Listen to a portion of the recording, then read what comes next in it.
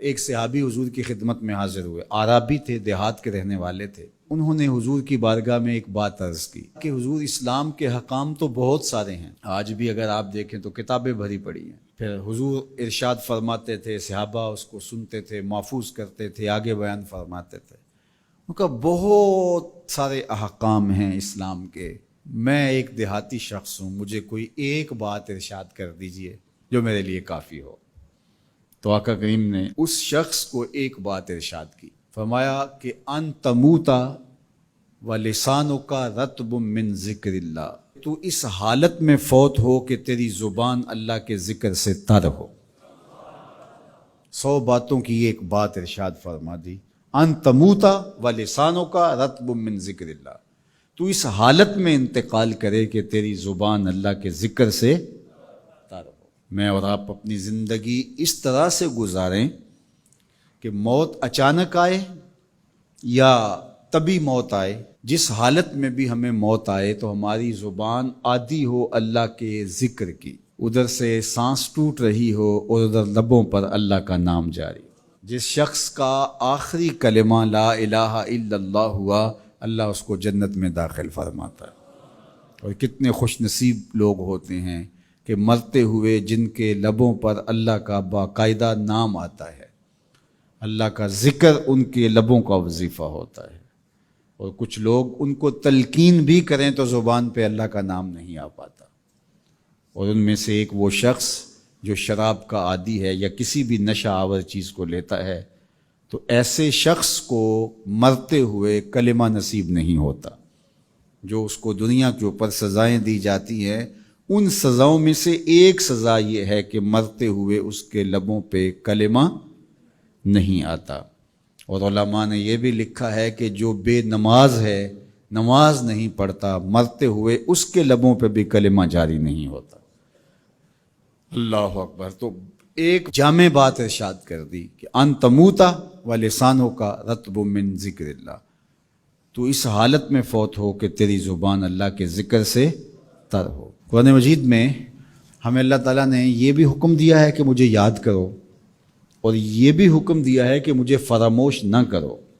وَلَا تَكُونُوا كَالَّذِينَ نَسُوا اللَّهَ فَأَنسَاهُمْ أَنفُسَهُمْ أُولَٰئِكَ هُمُ الْفَاسِقُونَ، ان لوگوں کی طرح نہ ہو جانا جنہوں نے اللہ کو فراموش کر دیا، اللہ کو بھول گئے۔ جب کوئی خدا کو بھول گیا تو خدا پھر اس کو فراموش کر دیتا ہے، اور اس کی سزا کیا ہے کہ وہ خود فراموشی کا شکار ہو جاتا ہے، وہ اپنے آپ سے بھی آگاہ نہیں رہتا۔ تو ہمیں جو حکم دیا گیا وہ ہے اللہ کو یاد کرنے کا۔ تو یاد کرنے کا ایک مفہوم یہ ہے کہ اللہ جل شانہ کی اطاعت کی جائے، اس کی فرما برداری کی جائے، اس کے احکام پر عمل پیرا ہوا جائے، نہ یہ ہے کہ اس کے احکام کو فراموش کر دیا جائے۔ یقول اللہ تبارک و تعالی، اللہ جل شانہ خود ارشاد فرماتا ہے، یہ حدیث قدسی ہے، فیما یروی عن ربہ، جو حضور اپنے رب سے روایت کرتے ہیں۔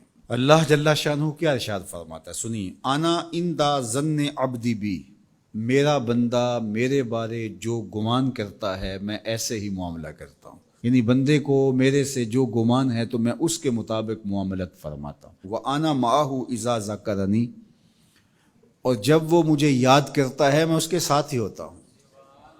جب میرا بندہ مجھے یاد کرتا ہے تو میں اس کے ساتھ ہوتا ہوں۔